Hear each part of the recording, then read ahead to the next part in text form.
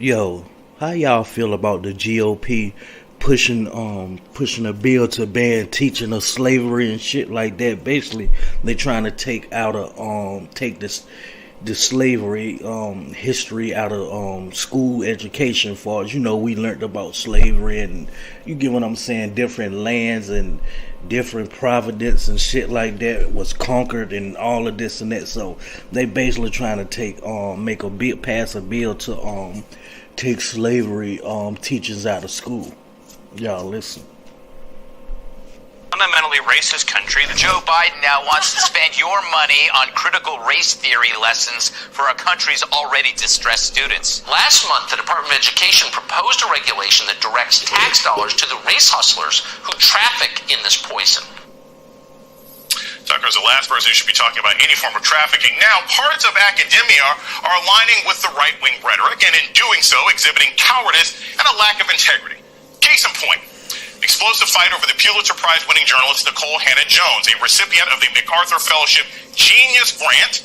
They don't hand those out to everybody. Whose 1619 project famously looked at the legacy of U.S. slavery, and who this year was appointed the prestigious Knight Chair in Race and Investigative Journalism at the University of North Carolina, which is usually a tenured job, except not this time. In a highly unusual step, the university's Board of Trustees denied Hannah-Jones tenure, breaking with the recommendation of the actual journalism department that was hiring her.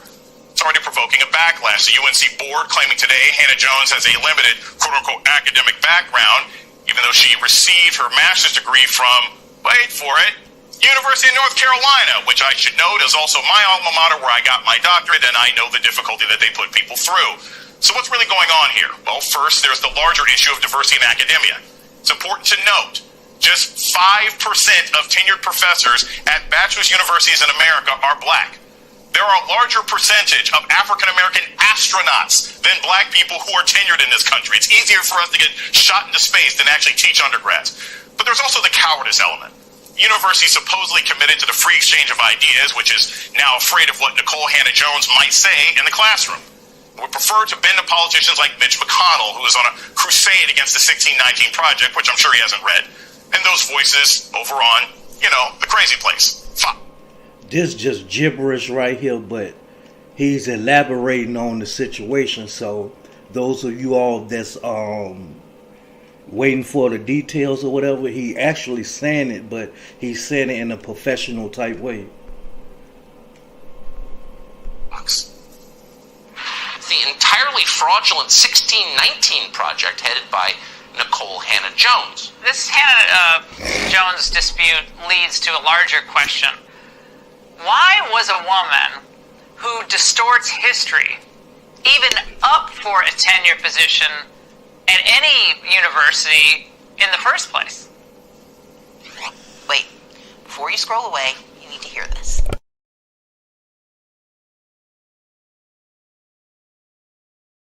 That might be the largest number of black people they've ever had on their shows. Joining me now is New Yorker staff writer and professor of journalism at Columbia University, Jelani Cobb, and editor-at-large for the 19th and an MSNBC contributor, Aaron Haynes. I can't wait to have this discussion with both of you today. Aaron, I'm going to start with you. You wrote really one of the first pieces that people were paying attention to in the 19th about UNC's board stepping in and stopping the department from offering tenure to Hannah Nicole Jones. But you also say this is part of a larger problem that we've got happening all across America right now? Well, yes, and Jason, let me just stop you there. My colleague Mariel Padilla wrote that story for the 19th. But I'm glad that we had it on our site because it absolutely is in the wheelhouse of what we care about at the 19th. But listen, I am based in Philadelphia where we love telling stories about the framers, the founding fathers, right? When it comes to folks like George Washington, Thomas Jefferson, Benjamin Franklin, we can't tell that story about America enough, right? But when it comes to slavery, why can't we move on? Let's move on. And as somebody who's long covered race issues, this backlash against telling the truth, I heard Laura Ingraham call it distorting history, but actually correcting the record is something that this is usually the reaction. Whatever the case may be on slavery, then you can talk about everything dealing with slavery, the good, the bad, the ugly. There's no good to slavery, though.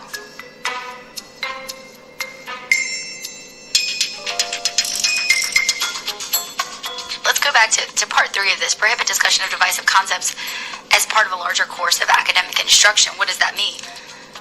Exactly what it says. I mean, the words on the page are if there's a... But what is a larger course of academic instruction? If you're teaching, if you're having a discussion on whatever the case may be, on slavery, then you can talk about everything dealing with slavery, the good, the bad, the ugly, the whole... There's no good to slavery, though.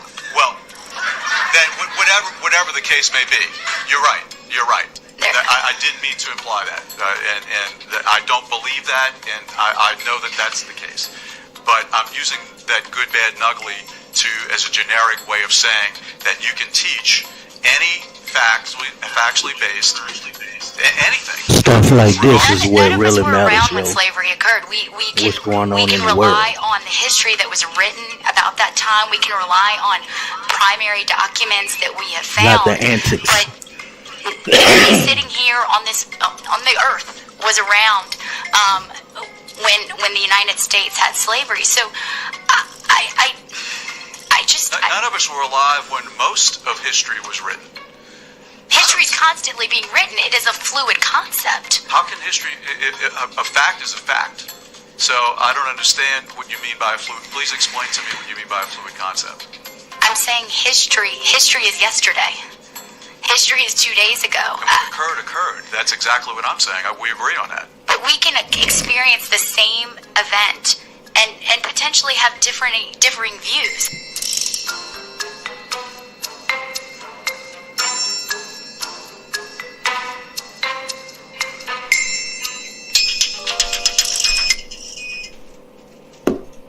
Man, y'all wake up.